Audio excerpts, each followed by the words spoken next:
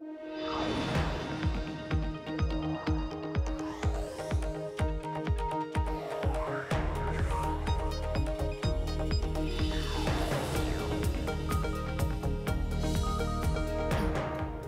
Emily Chang, and this is the best of Bloomberg Technology, where we bring you all our top interviews from the week in tech.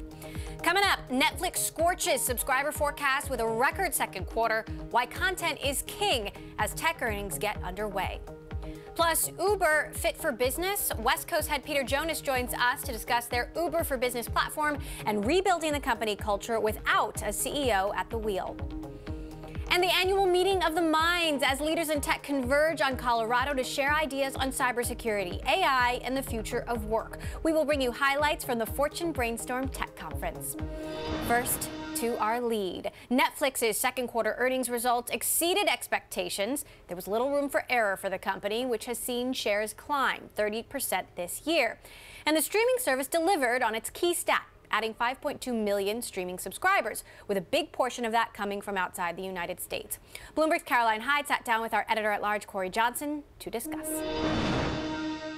When investors look at this stock, they don't see the financial results they need to grow into this valuation. What they see is a business that might someday generate those results. How do you have the free cash flow to pay for all that really cool content on Netflix? By having subscribers who pay you every month and keep on paying you. And so what they see from these numbers is an accumulation of subscribers who are setting their credit card numbers in online, and those payments keep flowing through. And the hope is that we'll see geographies like in the US and like in Canada that are profitable, and that could be the future of the rest of the world for Netflix. I mean, amazing. 104 million users now, and they say by 2017, for the first time, international users will at last bring them some sort of profit. Corey, I'm looking at the financial analysis use of Bloomberg. If you type FAGO on Netflix, right, you can see that at the moment, the revenue breakdown is substantially in the US. You're looking at 2016, I'm seeing 57% of revenue coming from the United States, 36% international streaming. They want to get that to 50-50. Do we have any inkling of when revenue will come into line, internationally speaking, and how they continue to do so well in content? Yeah, I mean, you know me, I'm always a pessimist here, right? But when I look at these numbers and I look at how little of the U.S. population Netflix actually has, when it looks like that market is pretty full for them, it suggests to me there might be a lot of growth for them internationally. We'll see how the spending patterns are different.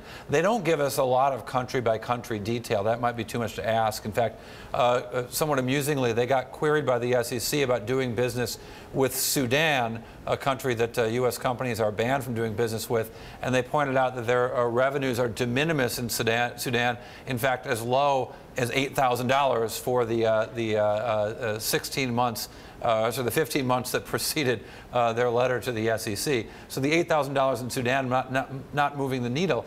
But I do think it's kind of important, because what it tells us is that not every place is going to run Netflix like they do here in San Francisco or they do there in London, Caroline. But in fact, the different parts of the world are indeed different. It's not just about the way that the internet exists in different countries, but people just aren't going to be able to stream as much in certain places. They're not going to want to stream the Netflix content as much, and it's still a hit-driven business. They've done a pretty good job with some really good shows, whether it's House of Cards, which they license, or Luke Cage, which they own.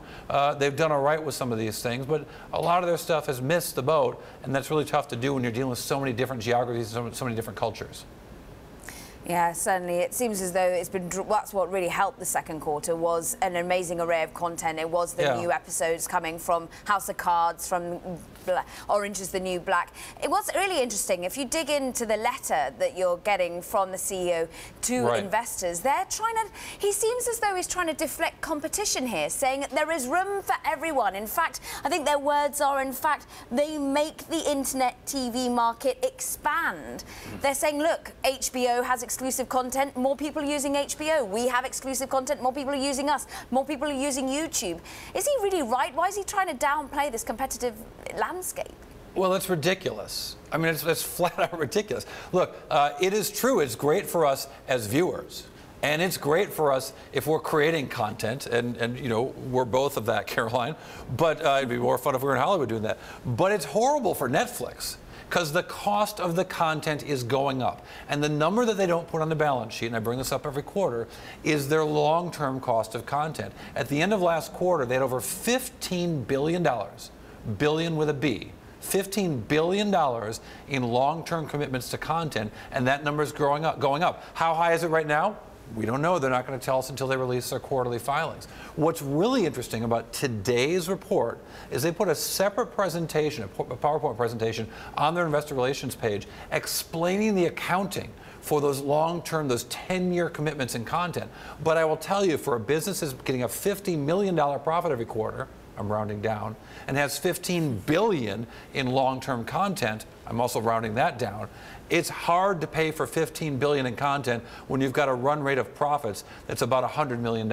And even if you want to go 10 times that, it's still hard to pay for that. So they're going to have to jack up profits a lot. And so the problem with Hulu and HBO and Showtime and everyone else out there that's raising the cost of content in Amazon Prime is that they're raising it for Netflix when Netflix doesn't have free cash flow to burn. In fact, in this quarter, Netflix lost over $500 million in free cash flow, and that just can't continue forever. That was Bloomberg's Caroline Hyde and our editor-at-large, Corey Johnson. The Fortune Brainstorm Tech Conference was held in Aspen, Colorado this week. A big topic among the attendees, the state of cybersecurity. As the scale and frequency of major hack attacks continues to rise around the world, I spoke with someone with expert knowledge on the subject, retired four-star general and former director of the NSA, Keith Alexander, who's now at the helm of IronNet Cybersecurity. I started by asking about the boldness of Russia hackers in the U.S. election. What it points out is not just that it's blatant, but that we're not prepared to defend. You know, so if you left a bag of money on a park bench and then you're surprised that somebody stole it, you know, you'd say, well, secure your money. And where I think that gets us to is secure your network. We shouldn't be pummeled with these. We've got to make these changes in cybersecurity. And it's important to point out that it can't be done by industry itself. It has to be an industry-government partnership. And I think, you know, actually, I think this is an area that the Trump administration has taken on. And I think it's important that government and industry work together for a defensive architecture that can block these kinds of things in the future. So actually, whether they're blatant or not, we shouldn't be faced with them. We shouldn't have people that are losing intellectual property to low-profile hackers and things like we're seeing. So what's your impression of whether or not the Trump administration is really taking these threats seriously enough? I think on cybersecurity, I've met twice with the president. Both meetings have been great on cybersecurity.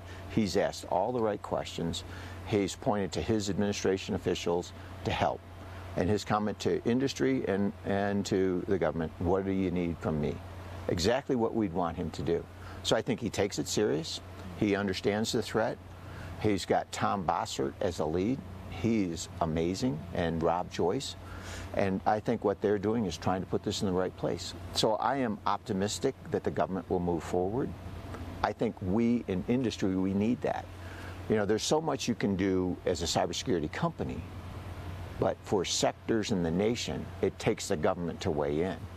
I think we can get there. Think of it as an air defense network over our country. You know, if we had everybody defending each state with their own air defense system or each company with their own air defense system, that wouldn't be a viable defensive infrastructure.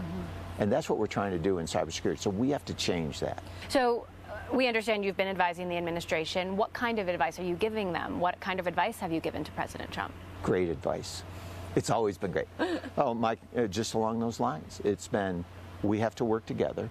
I think the interesting part is my experience in the financial sector and in the energy sector.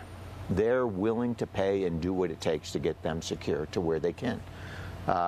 Great, across the board. CEOs and CISOs have been great to work with. Their cybersecurity team in industry, in the financial sector, energy sector, are weighing in and I think doing great work. And so the missing link is when they're being attacked, who do you call? You dial 911, there's no answer to stop the attack as it's ongoing. We have incident response, but we don't have a way to block the attack. So now if you jump forward to the election and the elections are being attacked, who do you call? And the answer is it's always after the fact. Well, you need to have a way of defending it at network speed. And that takes industry and government to work together. So if President Trump is taking this issue seriously, as you say, then why hasn't he publicly acknowledged Russia's hacking of the election? Well, I think that's a more strategic question. And so that gets back to, what do you want to do with Russia? And how does the administration work with Russia in the future? Do you poke them in the eye, or do you talk to them quietly on the side? And when I think my way through it, the comments that I would do is to say publicly, I'm not going to make this harder than I need to. How do I privately engage Putin and the Russian government to get to the right place? You know, we don't want to create another Cold War, and we don't want a war. So if that's the outcome we want, we have to have some kind of partnership with Russia. Remember, 40 years in the military, Russia was always the adversary. At the same time, we have to be conscious. So it's like that movie where you're looking up at them, right? But you've got to figure out in the Middle East and in other areas, how do we work with and not against them? And so I think every administration, the Obama administration, the Bush administration, and now the Trump administration is trying the same thing. If you remember, the Obama administration went in with a reset button. And so I think we've got to give this administration time to work it out. And what that means is don't poke them in the eye yet. That said, you've got all the U.S. intelligence agencies saying this happened, and it seems like President Trump is at odds with his own intelligence agencies. Well, I think really what he's doing is giving himself the ability to deal. And, you know, it comes from, I think, when you're a CEO and you want to have a strategic deal, you let your people do certain sets of things and you leave yourself enough room to negotiate. Now, I don't know specifically on these. I haven't asked on the Russia stuff, so I'm giving you my best thoughts. But my experience in dealing with him on the cybersecurity is he's very thoughtful. I thought he was well-read. He knew all the facts. It wasn't like he was coming up to speed and didn't know it. He had read everything, as you would see a CEO doing it. And I expect on Russia he's doing the same thing.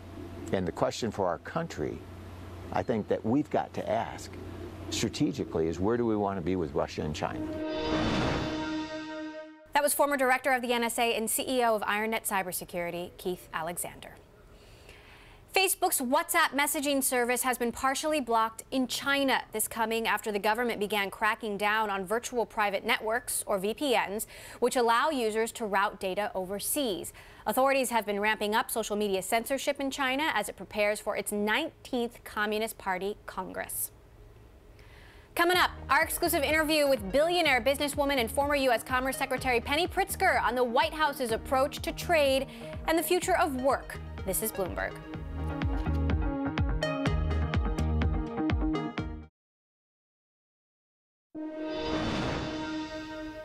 Let's return now to our coverage of the Fortune Brainstorm Tech Conference in Aspen. I sat down with Penny Pritzker, U.S. Commerce Secretary under the Obama administration, and she spoke about the Trump administration's approach to trade as well as the future of work. First of all, we took transition very seriously and tried to give our successors the benefit of what we had learned over our tenure. And I think what's challenging is, as it relates, for example, to the issue that we're working on here at the Fortune Conference of the Future of Work, is that, you know, I think the future of work requires a focus by not only the private sector but also government to work on workforce training and dealing with the skills mismatch in the short run, but also to deal in the long run with making sure that we're training people for the jobs of the 21st century. But the second role of government is really one if you were thinking about a comprehensive plan, economic plan for the United States, a comprehensive competitiveness plan, is also opportunity. So trade, for example. And one of the things that is challenging is to watch us walk away from multilateral trade agreements and to narrow our focus to either bilateral or smaller trade agreements. Do you think we're at risk of a trade war? Well, I wouldn't bet on a trade war as much as I think that the narrowing of our focus and agitating our trading partners is not useful to creating opportunity for Americans and for American business. And so I worry about that. I think that we're, I want us to make progress. That's important for the United States, for us to have good and functional, open, free and fair trade agreements, but we need to get those in place, because the more that we just sort of talk about it and not take action, the more opportunity we're creating for our competitors. So if trade is one, what are your other big concerns about the Trump administration? It's not so much the Trump administration. If you think about how do we have a competitive America, we need to deal with trade. We also need to have tax reform so that our companies can be competitive. We need to be investing more in infrastructure than we are, both digital infrastructure as well as physical infrastructure. Frankly, comprehensive immigration reform is both moral responsibility, but it's an economic opportunity that I think we're letting languish right now. So I think creating greater opportunity is one part of a comprehensive economic strategy for the country. The other is a social safety net. We need to have a social safety net that acknowledges what 21st century work is like. And we've got 55 million Americans out of 140 million working Americans who are in the gig economy or the on-demand economy. We've got to make sure the social safety net is supporting all Americans. So whether it's health care, we can't just repeal health care and uninsure 20 million Americans. We've got to make sure Americans have access to health care, that they have access to workforce training that will allow them to be successful. In the conference, in the Fortune conference today, we were talking about the fact what Americans want is to know they have stable earning capacity, and they want security in that. And so social safety net's a part of that, opportunity is a part of that, workforce training is a part of that. Former U.S. Commerce Secretary Penny Pritzker there. Well, the British government needs a few more weeks before deciding whether to let Rupert Murdoch's 21st Century Fox take over Sky. This according to Culture Secretary Karen Bradley. She says she may still refer the deal to the Competition and Markets Authority for an investigation of Murdoch's media influence. Coming up, we bring you a sit-down with an Uber executive on the prospects of growth for the embattled startup after a tumultuous few months. Plus, we will have more coverage from Aspen sitting down with the CEO of Priceline, how it plans to fend off the competition and maintain the company's growth. This is Bloomberg.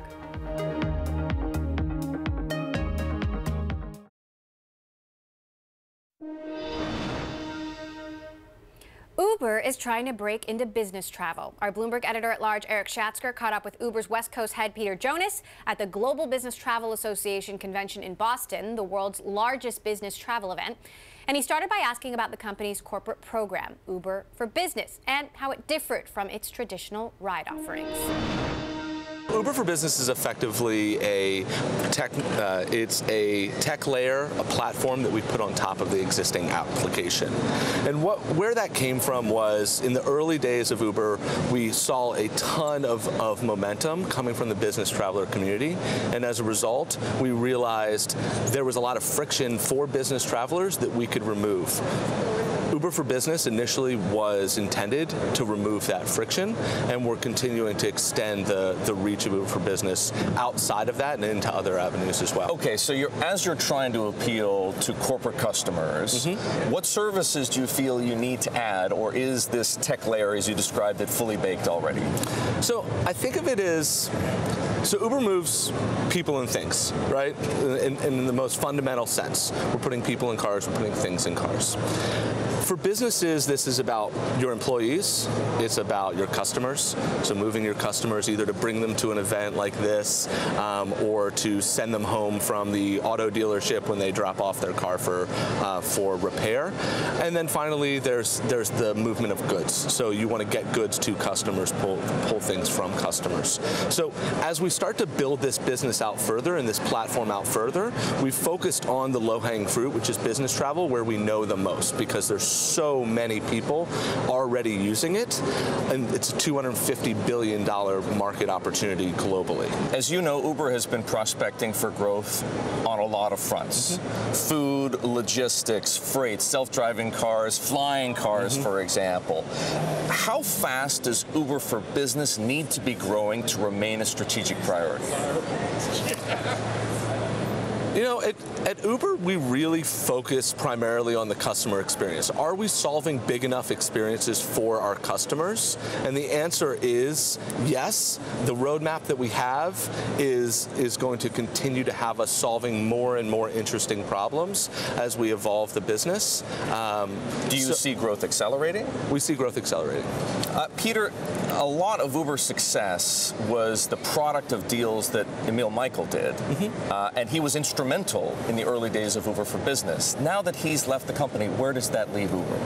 So we're set up for success. The work that's been done by the team over the last 5+ years, 6 years, has set us up in many ways, strategically, domestically, internationally, for success. So we're in a really great place. And what about Travis? How have things changed since he left as CEO?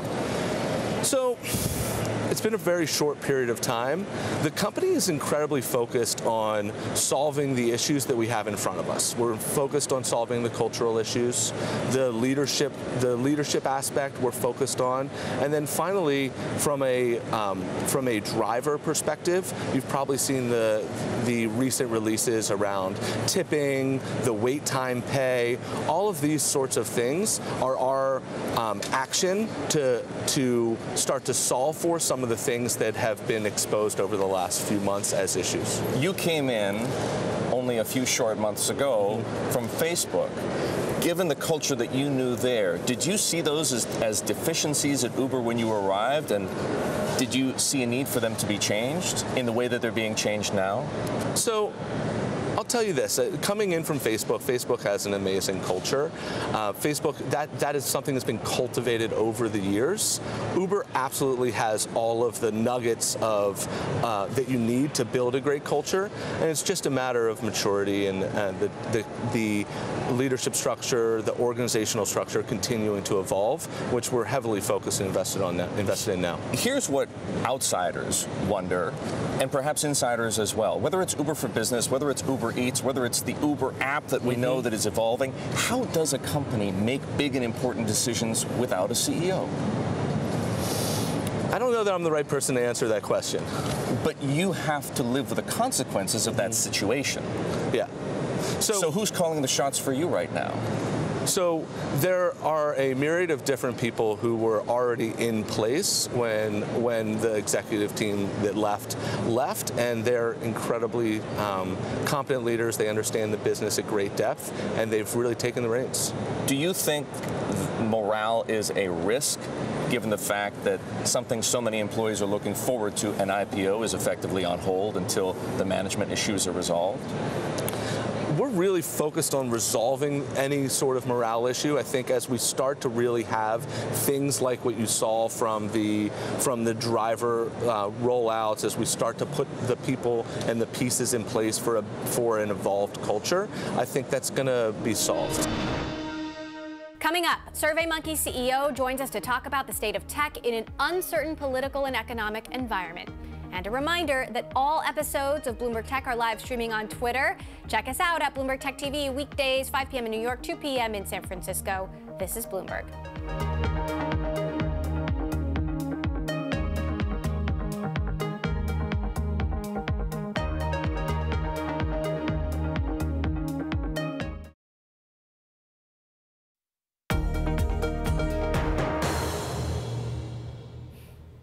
Welcome back to the best of Bloomberg Technology. I'm Emily Chang.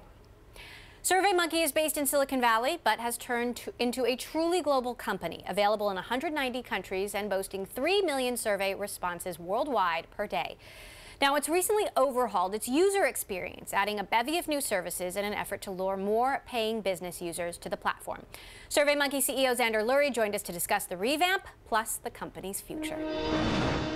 Tech has a meaningful role. As you look at the tech companies today on the stock market and the amount of financing that tech companies get, the businesses are getting bigger and bigger and becoming more and more relevant. So, for example, with the travel ban the president proposed, that hit us pretty hard as we think about our ability to recruit talent from around the world. And our products are now touching people in countries all over the world, including SurveyMonkey, as you mentioned. So we think it is super important that we have a voice here, that we adhere to our values and stand up for the people that we protect in our employee base and our customers. You have an interesting perspective on funding because SurveyMonkey has been profitable from the very beginning. Does that make you any more or less interested in all of these goings-on?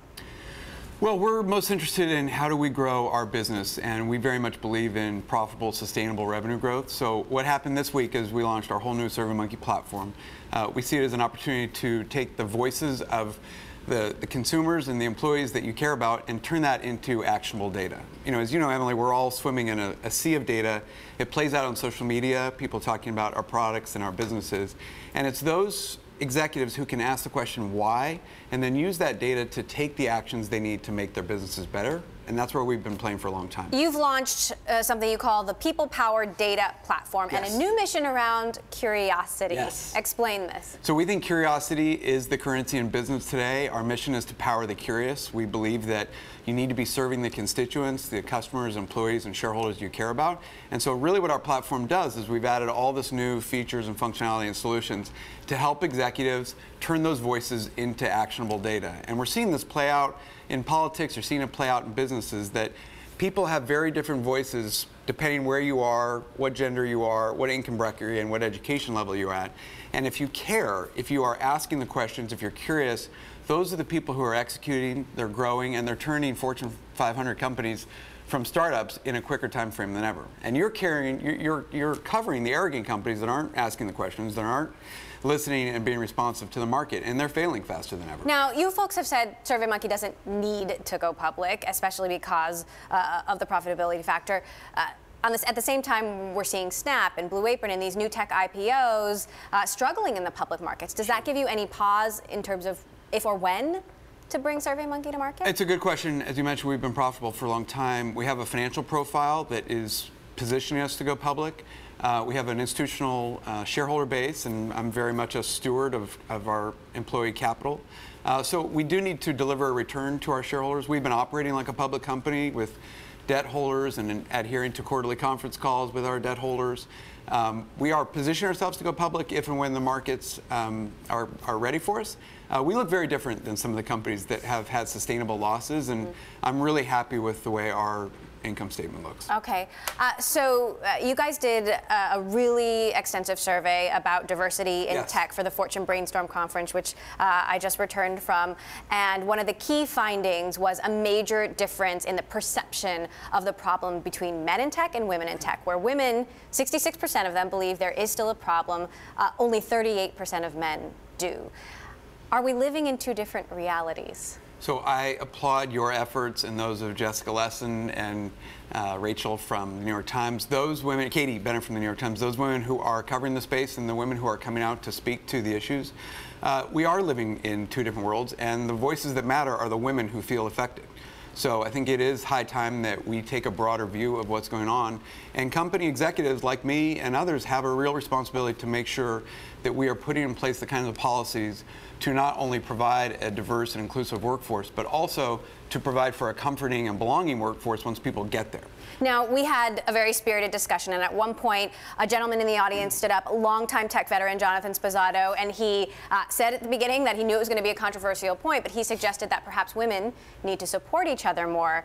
The CEO of OpenTable, Krista Quarles, stood up, and she was, very emotional and had this to say in response. In Silicon Valley today, there's a sisterhood of women who are supporting each other, telling each other about board opportunities, giving each other business ideas. There's a sisterhood. We could have talked for hours, so many differing opinions and viewpoints about the state of the problem, what the problem even is. You guys actually broke down a lot of the numbers. What was the most interesting thing that you found?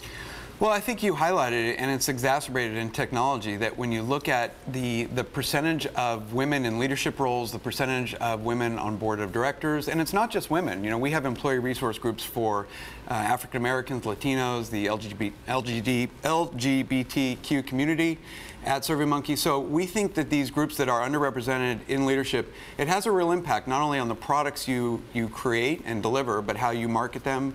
And so I think executives need to be pushing harder on recruiting, on the employee policies, on the training and mentorship.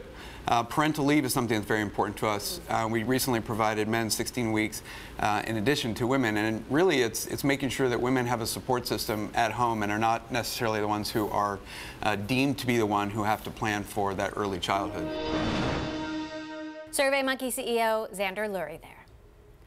Well, there's a mass exodus happening at Hampton Creek. The entire board of the food startup has reportedly abandoned ship. This according to people familiar with the matter who say the only board member left is CEO Josh Tetrick. At least 5 directors have quit over the past month. Others were either fired or have walked out since April. The news comes after a string of controversies last year, including a Bloomberg report showing Hampton Creek quietly bought back its own products from supermarkets. Coming up, we will hear from the CEO of Priceline, how it plans to fend off the competition and maintain the company's growth. Plus, it is the network that brought you hits like Mad Men and Breaking Bad, how AMC is competing with the likes of Netflix and Amazon next. This is Bloomberg.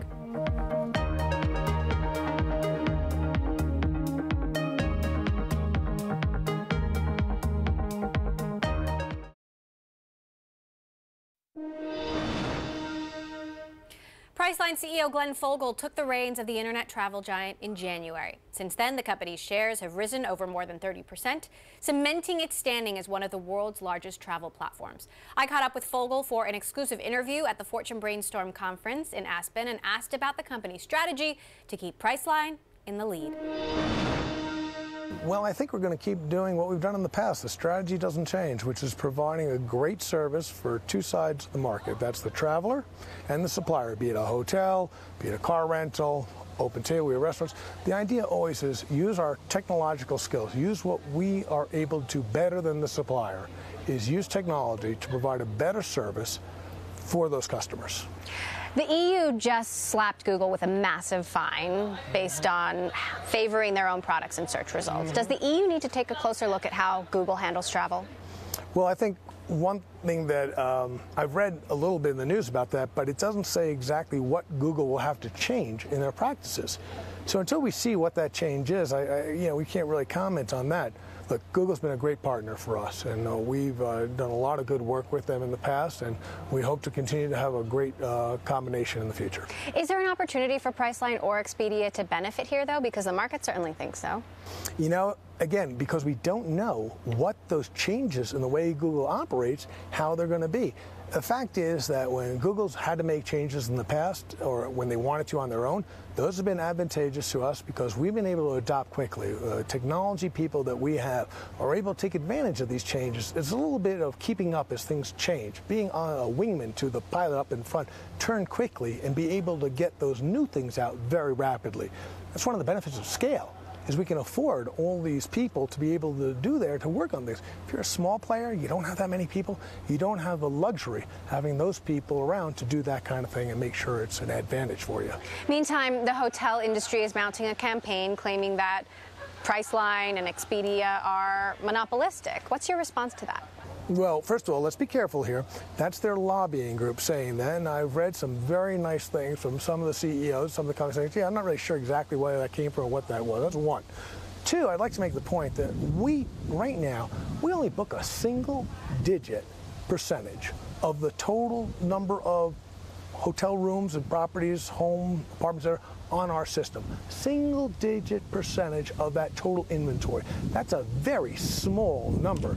I think that says that I have to disagree with people who are saying that we have some sort of large market share. I think they should look at the statistics. Airbnb is now looking to expand into travel booking. How worried are you about Airbnb as a competitor? Well, I'm concerned about all my competitors. I want to make sure that we're always on the cutting edge of coming up with new things and making sure that we can do things a better way. And look, we came from behind when we started out. We were small. And in Europe, our biggest customer, biggest subsidiary, Booking.com, nobody had ever heard of it.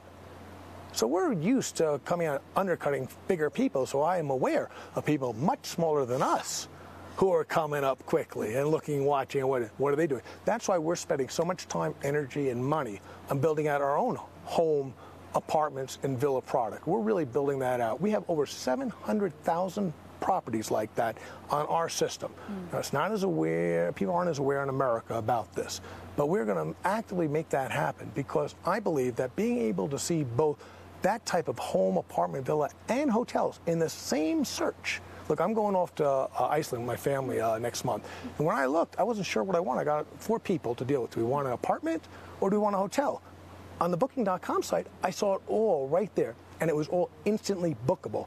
You know, a lot of these other people who do this kind of home, villa, apartment stuff, it's not instantly bookable. 100% of our stuff is instantly bookable. So when I press, I'm done, I'm done. Unlike, okay, now when message goes off, maybe they'll come back in 48 hours, come back 48 hours, I can't rent it to you. That's annoying. That's friction. Our goal is to get rid of that friction. So when you say you're going to actively make that happen, actively make that more visible, we're doing what does it right that mean? Now. What does it mean? Is right now we have people out there getting more inventory. 700,000, over 700,000 properties. We want to have a lot more. We want them everywhere, every type. What does that mean? It means making sure, and some type of marketing, I'm not going to say what it is or how it is, but I want people like you, when you think I need a condo to do some skiing, maybe in Aspen, or maybe I need a place on the beach, when you think, I want you to think Booking.com. That's what I want. All right. You still own part of the Chinese online travel giant Ctrip. They've made it clear they want to expand internationally. Does that mean more competition for you? We believe that our partnership with Ctrip is very beneficial to both of us. And I've had a great relationship with the senior management there for over 12 years. It's a dozen years, and I've been talking and working with them and everything. And our investment didn't come until I had gotten to know them for a very long time. And we think that there's a lot of room for everybody in this marketplace. And I think anybody, and you were in China for some time, so you have a pretty good understanding of the Chinese market. You know, there are a lot of people who are cooperative and they're competitive. And so I have no problem with this at all, and I think we'll hopefully keep our relationship going for a very long time. So you plan to hold on to the stake, increase it? One thing I Sounds like you're not planning to sell it. Well, but one thing I'm very careful to say is I never try and make predictions about what we're going to do in the future. That's not very healthy. But I will say we're very happy with our relationship. And there's been no shortage of tech companies focusing on food, as we know, from Blue Apron's recent IPO and Amazon's bid to buy Whole Foods. I spoke with OpenTable CEO Krista Quarles about how the company's strategy for growth as competition heats up is shaping up. There's 2 huge growth opportunities for us as we see them. One is to be a much more global company. We're part of the largest travel company in the world now, and yet we're better known in English-speaking parts of the world. And so the idea that we could become your global dining passport, where no matter what city you wake up in, Berlin, Dubai, Tokyo, that you could have a set of curated experiences that then you could go book is a huge opportunity for us. And the second big opportunity is really around having OpenTable stand for more than just fine dining, occasion-based experiences. I think we want to be known for everyday dining. You know, when you look at the frequency of our user, we know that they're going out to eat. You know, it's 2015 that spending on dining outside the home surpassed spending on dining inside the home. And we believe that we can be part of that more frequent education. So what does that mean for us? That means having more restaurants that are more casual in nature. It means rethinking what the reservation actually is. So if you look at our mobile app, within 90 minutes of seating time, 25% of our reservations are coming in that way. That's not a reservation anymore. That's a kind of a homing beacon for what's available around me right now. That's not a reservation. So thinking about the type of booking, or how do we connect a restaurant and a diner together, and so really being part of that everyday dining opportunity. Yelp is getting into reservations. There's startups like Reserve. Airbnb is moving into experiences. What's your answer to that? First First of all, restaurants are a small, medium business category, and they are in many ways a linearly scaling model. It's, you know, person times quota equals restaurant growth, and we've been at it almost 20 years. And so just the enormity of that scale is hard to replicate quickly. You know, a lot of our competitors have, you know, 1,000, you know, some of them only have 200 restaurants. And so if I'm a diner who's looking for choice, that doesn't necessarily spell choice. You have very long-standing relationships with restaurants. Would you ever get into something like delivery? And this is a very hot area, and I know all of these businesses do slightly different things, but, you know, there's just some sort of opportunity there. Just wonder how to execute it. I think, and execution is the key here. I think that the logistics of delivery is incredibly challenging, and we're not going to play in that game. However, when I think about us being, in some ways, the operating system for a restaurant, to the extent that we can help them make sense of all the different delivery options, to the extent that we can help flow into how the kitchen works, then I think that OpenTable could play a part. Japanese billionaire Masayoshi Son is betting on indoor farming. His SoftBank Vision Fund is leading a $200 million investment in the Silicon Valley company Plenty. The San Francisco startup claims to have a super efficient method of growing indoor crops. Other participants include investment funds for Alphabet's Eric Schmidt and Amazon's Jeff Bezos. Coming up, more highlights from the Fortune Brainstorm Tech Conference in Aspen. Instagram COO joins us to discuss the platform's current ad strategy and the success of its Stories feature. And if you like Bloomberg News, check us out on the radio. You can now listen on the Bloomberg Radio app, Bloomberg.com, and in the U.S. on SiriusXM. This is Bloomberg.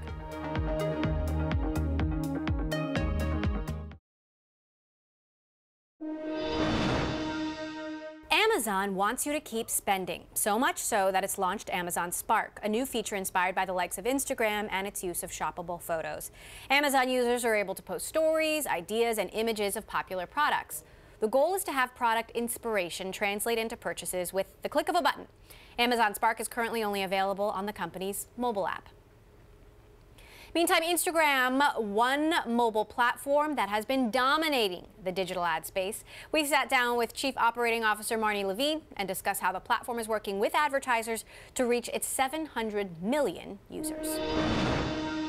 1 in 5 mobile minutes is spent on both Facebook and Instagram combined.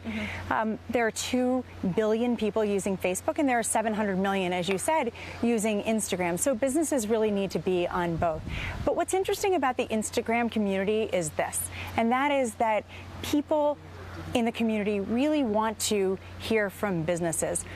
About half of our community, or 80% of our community, nearly half of our community connects with the business voluntarily. So they want to hear from businesses. So what we've been really focused on is helping businesses big and small advertise on Instagram, advertise in Feed, and now in Instagram Stories. We just started advertising there, and helping businesses develop their presence and connect with new customers, but also connect more deeply with existing customers, and we're seeing that businesses are finding great success on Instagram. So how would you rate the success of Instagram Stories so far? I think it's been great. You know, if you think back, a year ago at this time, Instagram Stories did not exist, and now there are 250 million people using it every day. So they are not just sharing their highlights, but they're also sharing all of their moments and telling their full story. That can come from businesses too. In fact, of the most watched stories on Instagram Stories, a third come from businesses. And so what that shows is that people want to hear from businesses in Feed, but also in Instagram Stories. Now, Instagram may be the one Facebook platform where e-commerce actually works. And I know you guys are doing some experimentation there. You've got partnerships with J.Crew and Coach and Club Monaco. How is the progress there so far? It's been interesting. We've started out and had some pilots. People come to Instagram, as I said, because they want to connect with businesses. They want to connect with their friends and family. Sometimes when people are coming, they want inspiration. Sometimes they want to be able to act. They see a great pair of shoes and they want to be able to buy those shoes. But when it comes to shopping, there's a journey in between, and I think that Instagram can play a great role in terms of helping to develop this. That was Marnie Levine, COO of Instagram. And finally, it is the network that brings you The Walking Dead and Better Call Saul. AMC has had one hit show after another since its first original show, Mad Men, premiered 10 years ago. But it doesn't come easy. I sat down with AMC President Charlie Collier at the Fortune Brainstorm Tech Conference in Aspen and asked how the network competes with streaming services like Netflix and Amazon. Take a listen.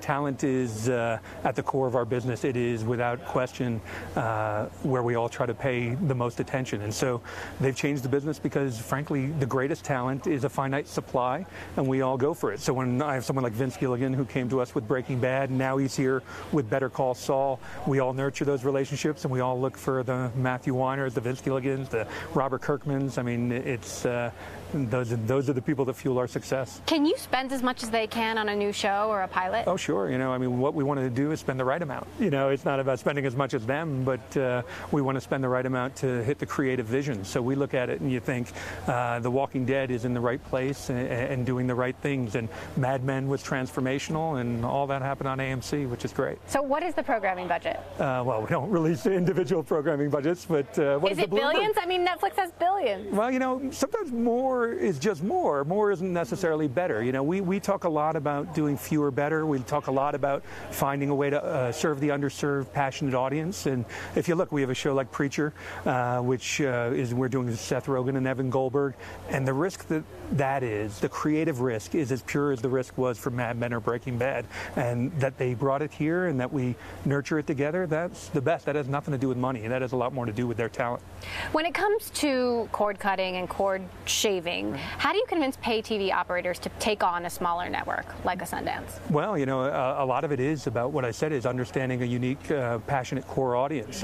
What AMC Networks globally has done, we're not 25 channels coming to them and just saying, carry us. We really are 5 specific businesses with 5 target audiences, and we know who we want to be. So have you been to the Sundance Film Festival? I have not. Okay. I would love to. Well, the core of the Sundance Film Festival, and it was born out of Robert Redford's vision. He was in our offices last week, and we're still talking about who we want to be, and that's a unique audience and a unique network for the cable operators. So the answer is provide value. So what do you see as the future of skinny bundles? Sure, well, and how it changes the industry, really? Well, you know, it's interesting. To the consumer, skinny bundle doesn't mean a lot at all. We talk about making sure the fan has from us what they want when they want it.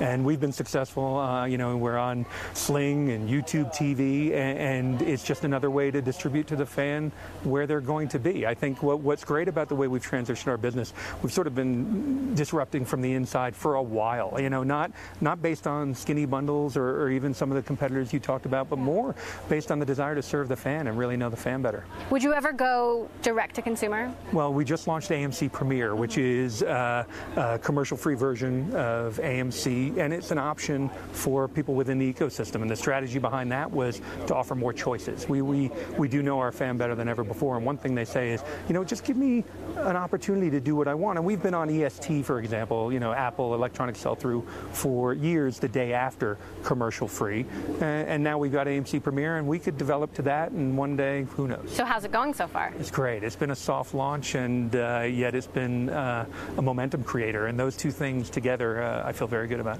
Last question. Sure. How do you find your next big hit? How do you figure out what's going to strike at the heart of what people want to watch? Right? Well, we talked for a minute, and the truth is, and this is not my quote, but nobody knows anything. If anyone knew, they'd just make hits. And so to take the odds and put them in your favor, the best way to do it is bet on talent, bet on great talent, and give them a place to take creative risks, and then nurture those risks. And that does it for this edition of the Best of Bloomberg Technology. We will bring you all the latest in tech throughout the week. Tune in each day, 5 p.m. in New York, 2 p.m. in San Francisco. And remember, all episodes of Bloomberg Technology are now live streaming on Twitter. Check us out at Bloomberg Tech TV weekdays. That's all for now. This is Bloomberg.